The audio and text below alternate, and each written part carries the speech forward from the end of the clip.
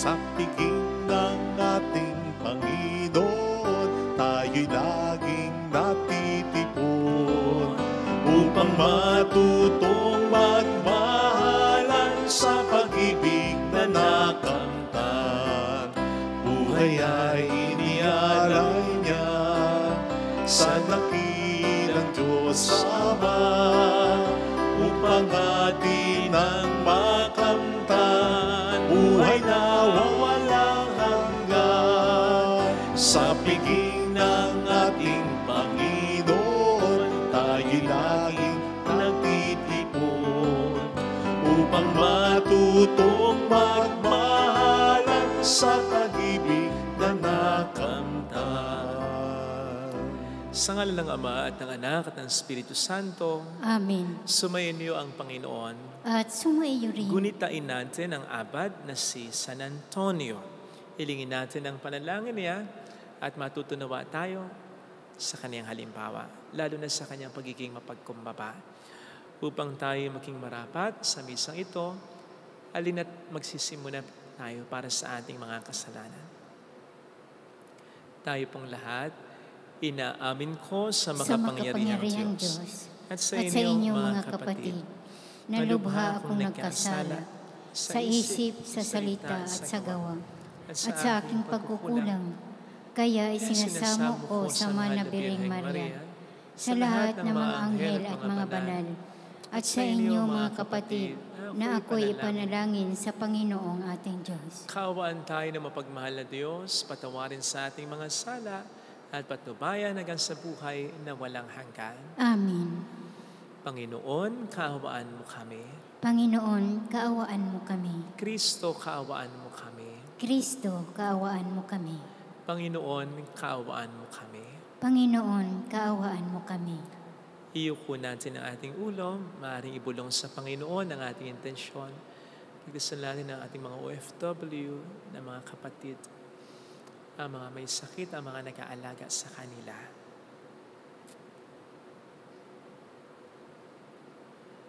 Manalangin tayo.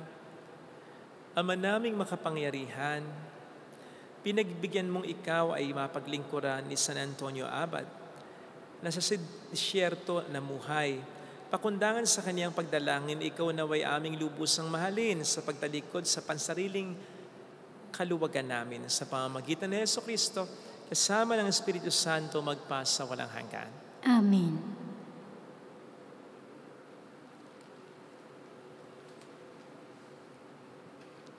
Ang salita ng Diyos mula sa sulat sa mga Hebreo. Mga kapatid, nananatili pa ang pangako ng Diyos na tayo'y makapapasok at makapapahinga sa piling niya.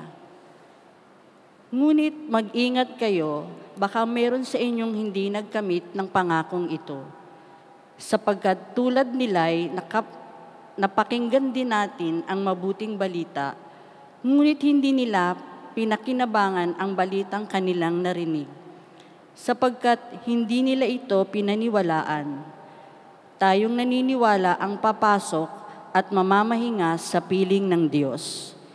Ito'y ayon sa kanyang sinabi, "Sa galit ko'y aking isinumpang, hinding-hindi sila makapapasok at makapamamahinga sa piling ko." Sinabi niya ito, bagamat tapos na ang kanyang pagkalikha sa sanlibutan, sapagkat sinasabi sa isang bahagi ng kasulatan ang tungkol sa ikapitong araw. At sa ikapitong araw, nagpahinga ang Diyos sa kanyang paglikha. At muli pang sinabi, hinding-hindi sila makapapasok at makapamamahinga sa piling ko. Kaya't magsikap tayo makapasok at makapahinga sa piling ng Diyos. Huwag sumuway ang sinuman sa atin para hindi mabigong tulad nila. Ang salita ng Diyos. Salamat sa Diyos. Hindi nila malilimot ang dakilang gawa ng Diyos. Hindi nila malilimot ang dakilang gawa ng Diyos. Ito'y aming narinig na, kaya naman aming alam. Nagbuhat sa aming ninuno na siya'y aming isinaysay. Totoong kahanga-hanga ang tinutukoy na bagay, mga ginawang dakila ng Panginoong may kapal. Hindi nila malilimot ang dakilang gawa ng Diyos. Sa lahat ng lahi nila, ito'y dapat na iaral, at ang angkang susunod pa ay marapat na tularan. Sa ganitong masusunod nilang lagi yaong utos, ang matatag na pag-asa'y ilalagak nila sa Diyos, at ang dakilan niyang gaway hindi nila malilimot. Hindi nila malilimot ang dakilang gawa ng Diyos. Sa kanilang mga ninuno, hindi dapat na pumaris, na matigas ang damdaming sa Diyos ay naghimagsik. Isang lahing di marunong magtiwala at magtiis. Ang pag-asa ay marupok at kulang ang pananalig. Hindi nila malilimot ang dakilang gawa ng Diyos.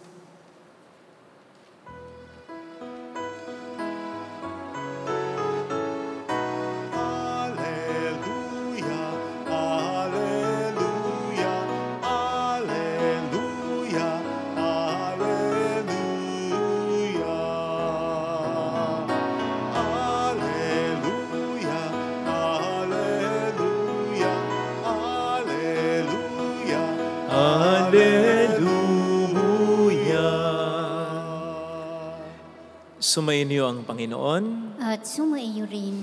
Ang mabuting balita po ng ating Panginoon ayon kay San Marcos. Papuri sa iyo, Panginoon. Noong panahon yon, bumalik si Jesus sa Capernaum at kumalat ang balitang siya'y nasa kaniyang tahanan. Kaya't nagkatipon ng napakaraming tao, ano pat wala nang matayuan kahit sa labas ng pintuan. Samantalang nangangaral si Jesus, may idinating na isang paralitikong dala ng 4 katao. Hindi nila ito mailapit kay Jesus dahil sa dami ng tao, kaya't binakbak nila ang bubong sa tapat niya at inihugos ang paralitikong nakaratay sa kaniyang higaan. Nang makita ni Jesus kung gaano kalaki ang kanilang pananalig, sinabi niya sa paralitiko, "Anak, ipinatatawad na ang mga kasalanan mo." May nakaupo roong ilang eskriba na nagsaloob ng ganito. Bakit nagsasalita ng ganito ang taong ito? Kalapastanganan sa Diyos yan, hindi ba't Diyos lamang ang makapagpapatawad ng mga kasalanan? Talos ni Jesus ang kanilang iniisip. At sinabi niya, bakit kayo nagsasaloob ng ganyan? Alin ba ang lalong madali? Ang sabihin sa paralitiko, ipinatatawad na ang mga kasalanan mo, o ang sabihin, tumindig ka, dalhin mo ang iyong higaan at lumakad ka. Patutunayan ko sa inyo na dito sa lupa, ang anak ng tao ay may kapangyarihang magpatawad ng mga kasalanan. Sinabi niya sa paralitiko, tumindig ka, dalhin mo ang iyong higaan at umuwi ka. Tumindig naman ang paralitiko. Binuhat ang kanyang higaan at umalis na nakikita ng lahat. Sila'y pawang ng gilalas at nagpuri sa Diyos. Hindi pa kami nakakakita ng ganito, sabi nila. Mga kapatid, ang mabuting balita po ng Panginoon. Pinupuri ka namin, Panginoong Hesukristo.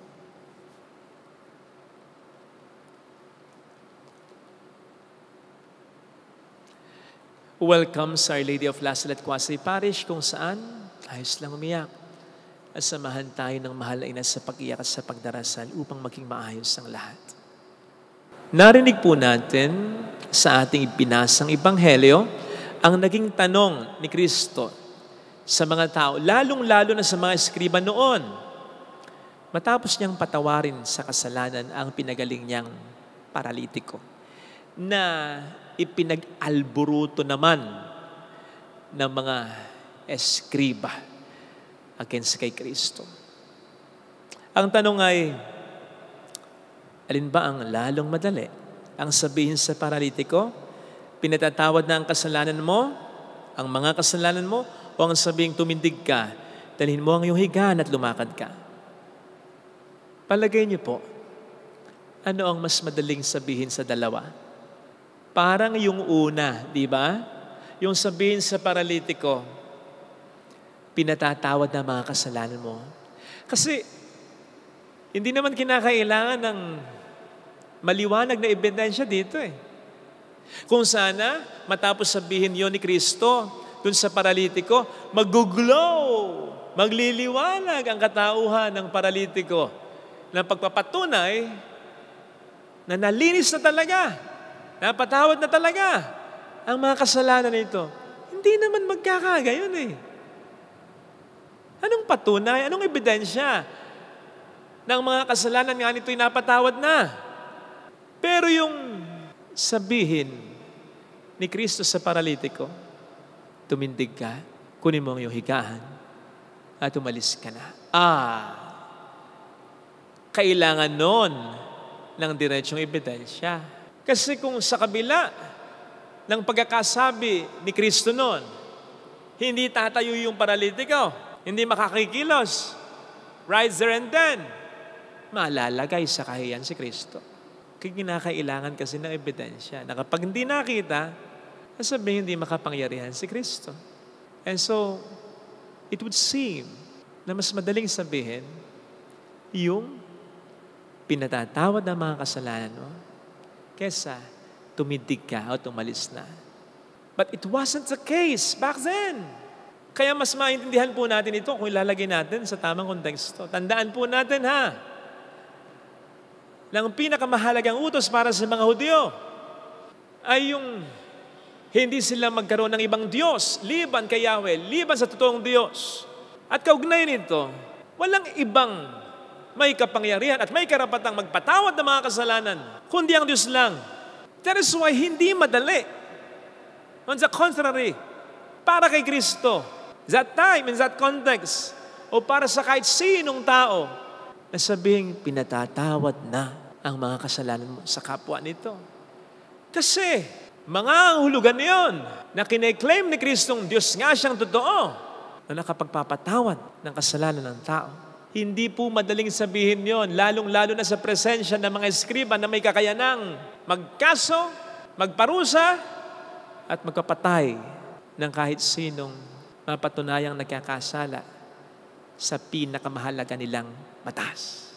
Kaya't sinasabi sa atin dito ni Kristo kung papaanong sinabi niya, hindi man tahasan sa mga tao noon, baka akalain ninyo, pinili ko yung madali, pinili ko yung mahirap.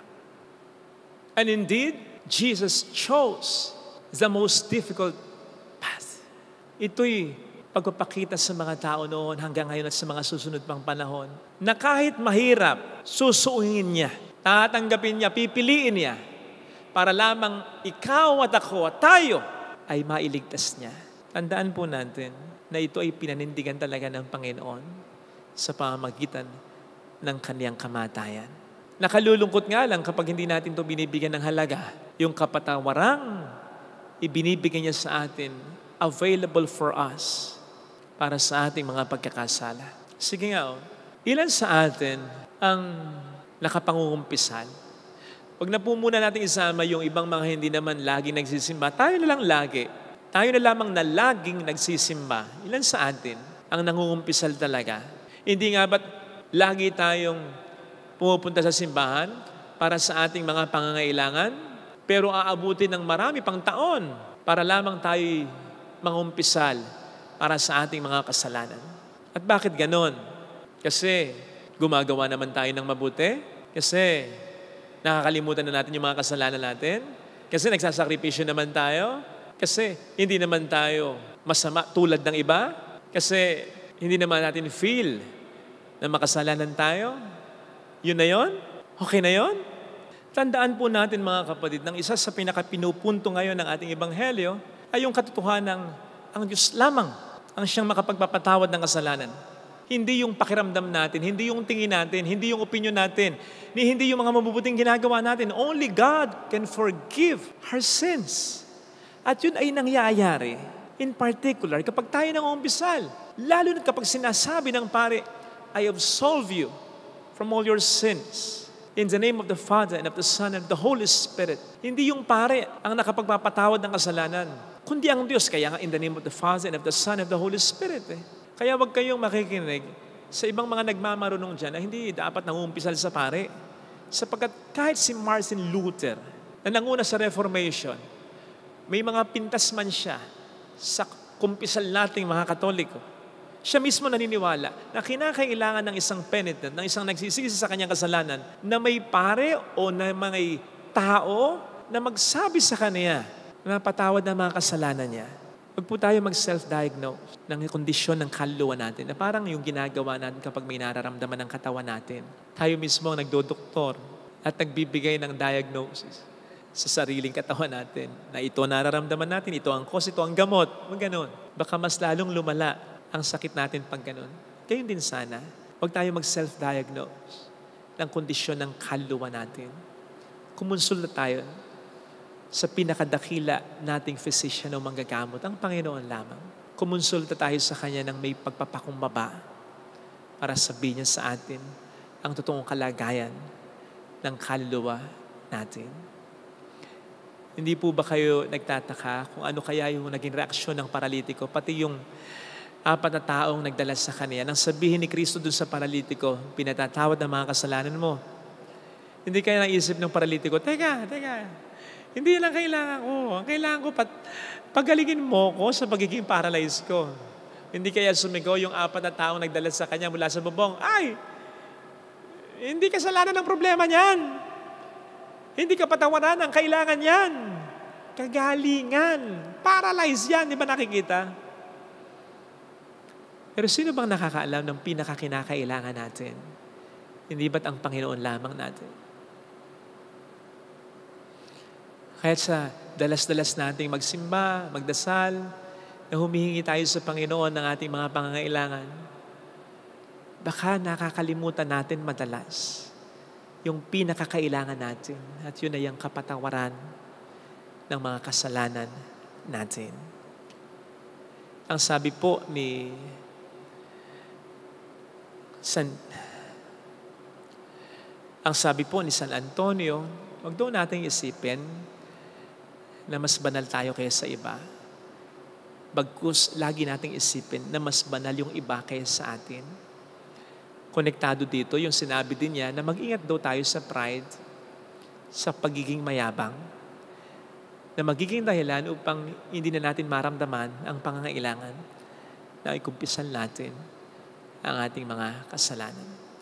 Ito sana, mga kapatid, ang ipagdasal natin ngayon sa ating banal na pagdiriwang. Ilagay natin ang ating kanang kamay sa tapat ng ating puso.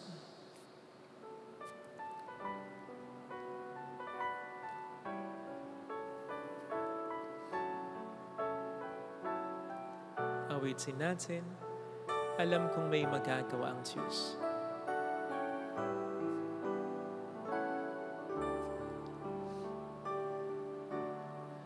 Alam kong may magagawa ang Diyos.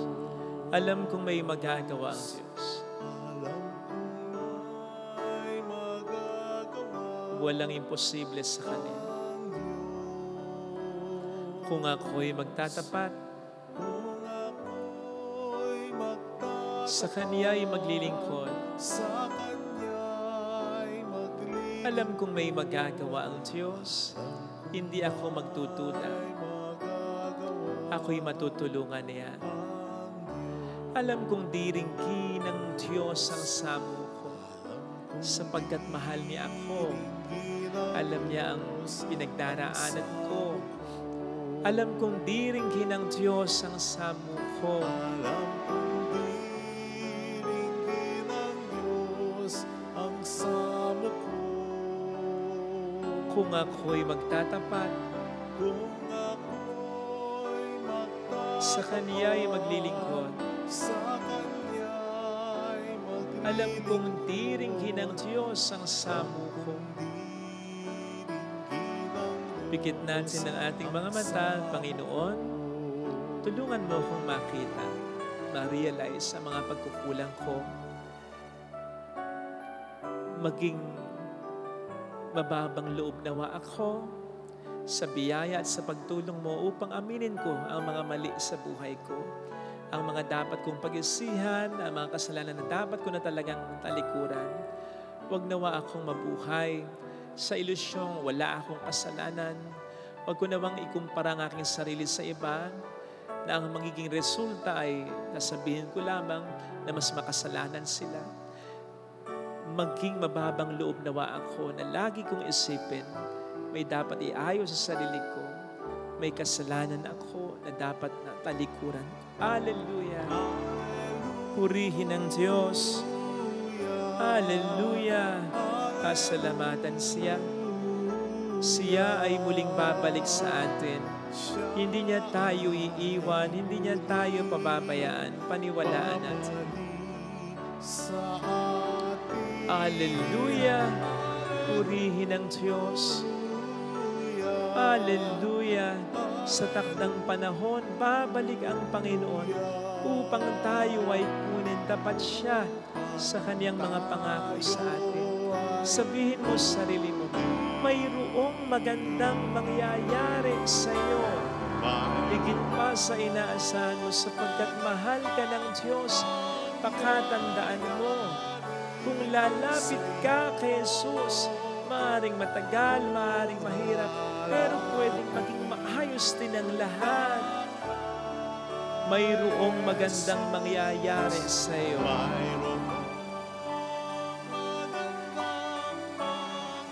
Kung lalapit kay Jesus. Kung lalapit kay Jesus. Papuri sa Ama, sa Anak, sa Espiritu Santo. Kapara noong unang-una, ngayon at magpakailanman at magpasawalang hanggan. Amen. Pag-aalay.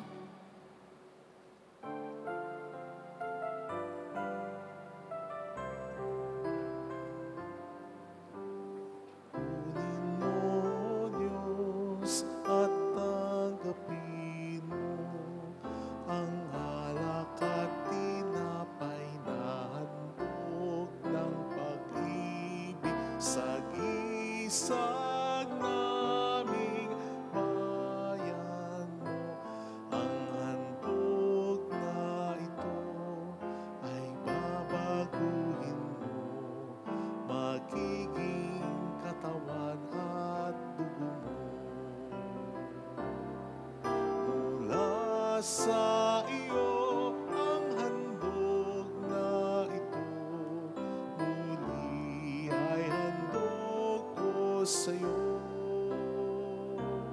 Patnubayan mo't pagharian lahat ayon sa kalooban mo. Kunin mo, Diyos, at tanggapin mo ang alak at tinapay na handog ng pag-ibig sa gisag naming bayan mo. Ang handog na ito ay babaguhin mo, magiging katawan at dugo mo. Manalangin tayo, pang ating handog ay maging kalugod-lugod sa Diyos sa mga makapangyarihan. Tanggapin nawa ng Panginoon itong paghahain sa iyong mga kamay sa kapurihan niya at karangalan sa ating kapakinabangan at sa buong sambayanan niyang banal. Ama naming lumikha, kalugdan mo ang paglilingkod na aming ginagawa sa paghahain ng mga alay ngayong sa San Antonio, aming ginugunita. Huwag nawa kaming mahadlangan ng anumang makalupa sa pagkakamit namin ng kayamanang pinakadakila na tanging ikaw lamang sa pamamagitan ni Jesucristo. Kasamang Espiritu Santo magpasa walang hanggan. Amen. Sumainyo ang Panginoon. At sumaiyo Taas sa rin. Diyos ang inyong puso at diwa. Itinaas na namin sa Panginoon. Pasalamatan ng ating Panginoong Diyos. Marapat na siya ay pasalamatan. Ama naming makapangyarihan, tunay nga pong marapat na ikaw ay pasalamatan. Ang pagkaparangal sa iyong kabutihay, lagi mong pinapaalingaw-ngaw sa iyong sambayanan sa pagkakaroon ng mga kaanib na maaasahan at tapat tulad mo sa pananagutan upang magbunga ang punyagi ng iyong anak na sa iyong pag-ibig kami makatulad. Ang mga banal na tayo tumutulong sa lahat sa pag-ibigay halimbawa at pananalangin wagas. Kaya kaisa ng mga anghel na nagsisiawit ng papuri sa iyo ng walang humpay sa kalangitan, kami nagpupunyi sa iyong kadakilaan. Santo, Santo, Santo, Panginoong Diyos ng mga hukbo, napupuno ang langit at lupa ng kadakilaan mo. Usana sa kaitaasan. Pinagpala ang naparirito sa ngalan ng Panginoon. Usana sa kaitaasan. Ama naming banal, ikaw po ang bukal ng tanang kabanalan, kaya't sa pamamagitan ng iyong Espiritu, gawin mong banal ang mga kaloob na ito upang para sa amin, maging katawan at dugo ng iyong anak na aming Panginoong Hesukristo. Bago niya pinagtiis ang kusang loob na maging handog, hinawakan niya ang tinapay, pinasalamatan kaniya, pinaghati-hati niya iyon, niabot sa kaniyang mga alagad at sinabi, tanggapin ninyong lahat ito at kanin. Ito ang aking katawan na iahandog para sa inyo.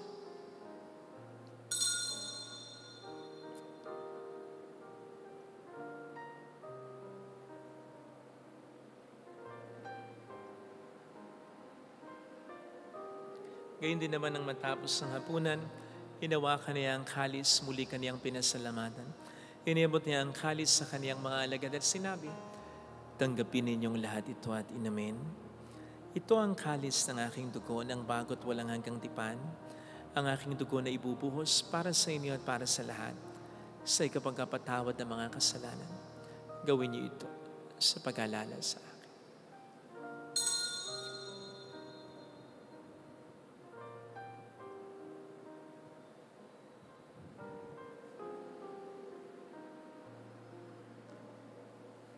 Ipagbunyi natin ang misteryo ng ating pananampalataya. Si Kristo'y namatay, si Kristo'y nabuhay, si Kristo'y babalik sa wakas ng panahon. Ama, ginagawa namin ngayon ang pag-alaala sa pagkamatay at muling pagkabuhay ng iyong anak, kaya inialay namin sa iyong tinapay ng buhay at ang kalis ng kaligtasan. Kami nagpapasalamat dahil kami yung minarapat na tumayo sa harap mo para maglingkod sa iyo. Sinasamo namin kami na magsasalo sa katawan at dugo ni Kristo, ay mabuklod sa pagkakaisa sa pamamagitan ng Espiritu Santo. Ama, lingapin mo ang iyong simbahang laganap sa buong daigdig. Puspusin mo kami sa pag-ibig. Kaisa ni Francisco na aming Papa, ni Dennis na aming Obispo at ang Tanang Kaparian. Alalahanin mo mga kapatid naming nahimlay na may pag-asang sila'y muling mabubuhay, lalo na po ang aming mga ipagdarasal. Saglit tayong yumuko at ipagdasal ang ating mga minamahal na yumao. Kaawaan mo sila at patuloyin sa iyong kaliwanagan. Kaawaan mo at pagingtapatin kaming lahat na makasalo sa iyong buhay na walang wakas. Kaisa ang mahal na Birhen ng Lasalat, ang ina ng Diyos. Isanuse ang kabiyak ng kanyang puso lahat ng mga banal na namuhay dito sa daigdig ng kalugod-lugod sa iyo. Maipagdiwang nawa namin ang pagupuri sa ikararangal mo sa pamamagitan ng iyong anak na aming Panginoong Hesukristo. Sa pamamagitan ni Kristo, kasama niya at sa Kanya, ang lahat ng parangal, papuri ay sa iyo, Diyos amang makapangyarihan, kasama ang Espiritu Santo, magpa sa walang hanggan. Amen. Tumawag tayo sa Ama.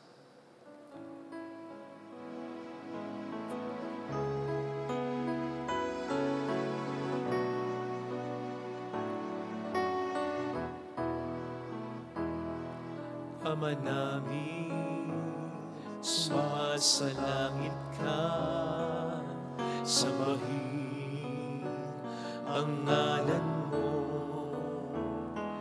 mapasa amin ang kaharian mo, sundin ang loob mo dito sa lupa sa langit. Bigyan mo kami ng aming kakanin sa araw-araw at patawarin mo kami sa aming mga sala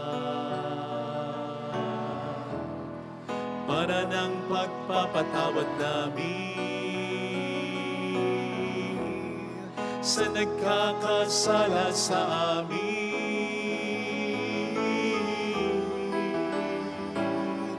At huwag mo kami ipahinto sa tukso at iadya mo kami sa lahat ng masama.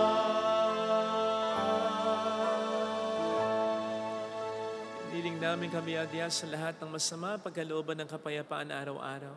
Ligtas sa kasalanan, sa kapahamakan, sa mga seryosong karamdaman. Samantalang aming pinaghahandaan ang dakilang araw ng pagpapahayag ng tagapagligtas naming si Heso Kristo. Sapagkat iyo ang kaharian, ang kapangyarihan at ang kapurihan magpakailanman. Amen. Panginoong Heso Kristo, sinabi mo noon, sinasabi mo rin sa amin ngayon, kapayapaan ang iniiwan ko sa inyo, aking kapayapaan ang binibigay ko. Tunghayan mo ng aming pananampalataya, huwag ang aming pagkakasala. Pagkalooban mo kami ng kapayapaan at pagkakaisa sa iyong kalooban, kasama ang Espiritu Santo magpasa walang hanggan. Amen. Ang kapayapaan ng Panginoon ay sumainyo daw ang lahat. At sumaiyo rin. Magbigayan tayo ng kapayapaan sa isa't isa. Kapayapaan po. Kordero ng Diyos na nag-aalis ng mga kasalanan ng sanlibutan, maawa ka sa amin. Kordero ng Diyos na nag-aalis sa mga kasalanan ng sanlibutan, maawa ka sa amin. Kordero ng Diyos na nag-aalis ng mga kasalanan ng sanlibutan, ipagkaloob mo sa amin ang kapayapaan.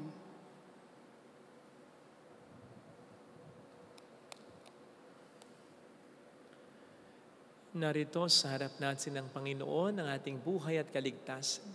Mapalad tayong inaanyayahan.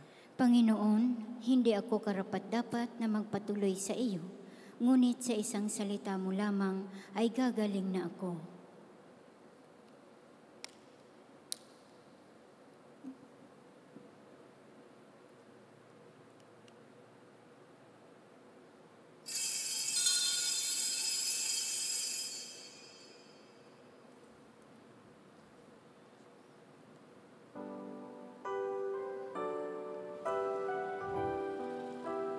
Panalangin para sa espiritual na pakikinabang. Panginoong Hesus, ako ay naniniwala na ikaw ay nasa kabanal-banalang sakramento. Iniibig kita ng higit sa lahat at ninanasa kong tanggapin ka sa aking kaluluwa. Sapagkat sa mga sandaling ito, hindi kita matatanggap sa sakramento. Tumuloy ka sa espiritu sa aking puso. Niyayakap kita na para bang naririto ka na. Inaalay ko ng buong buo ang aking sarili sa iyo. Huwag mong hayaang mawalay ako sa iyo. Amen.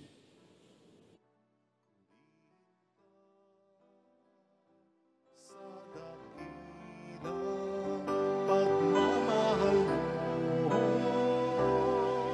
kahit mayaman ka, hindi sapat ito upang ibalik ang buong itinigis ng iyong anak para sa akin.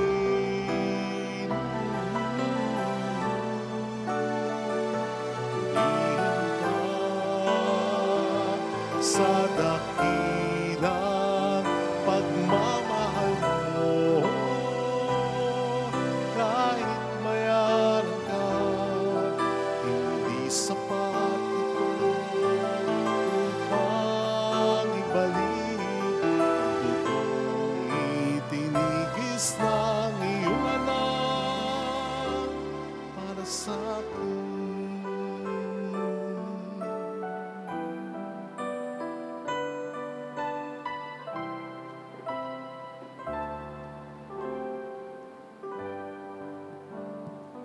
Manalangin tayo.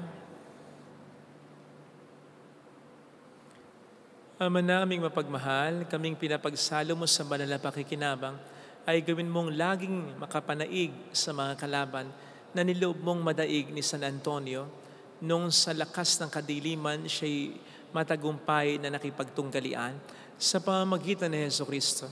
Kasama ang Espiritu Santo magpasa walang hanggan. Amen. Holy God, Holy Mighty One, Holy Immortal One, Have mercy on us and on the whole world. Holy God, Holy Mighty One, Holy Immortal One. Have mercy on us and on the whole world. Holy God, Holy Mighty One, Holy Immortal One. Have mercy on us and on the whole world. Jesus, King of Mercy, We trust in you. alalahanin, Alalahanin, o mahal na Birhen ng Lasalit, ina ng pag-asa. Ikaw ang nagpapaalala sa aming magbalik loob sa Ama. Ito ang nagpapatunay na ang kagandahang loob mo'y nanatiling busilak. Sa pag-aaruga mo sa amin, tungkulin mo itinupad. Sa paanan ni Kristo'y itinuring mo kaming mga tunay mong anak. Kaya ninais mong ni Isay huwag mapahamak. Maging sa iyong walang tigil na pananalangin, pati luhay pumatag. Huwag naman mawala ng saysay ang iyong paghihirap. Hiling nawa namin sa iyo o aming inang liyag, na matapos ang pakikibaka namin sa mundong ito, at sa pananatili naming tapat kay Kristo, sa kapurihan mo'y makibahagi kaming ganap, upang kung nasaan ka ngayon ay maparoon din kaming lahat, at ang kaganapan ng kaluwalhatian ng Diyos Amay tuluyang matupad siya nawa. mahal na Birhen ng Lasalit, tagapagkasundo ng mga makasalanan. Ipanalangin mong walang patid kaming mga dumudulog sa iyo. Maraming salamat po sa inyong pakikiisa. Salamat po sa mga tulong na binibigay ninyo. Sumainyo ang Panginoon. At sumaiyo rin. Magpalain tayo kasama ang ating pamilya na mapagmahal at Diyos, ng Ama at ng Anak, ng Espiritu Santo. Amen. Humayo tayo sa kapayapaan ni Kristo. Salamat sa Diyos. Salamat din po.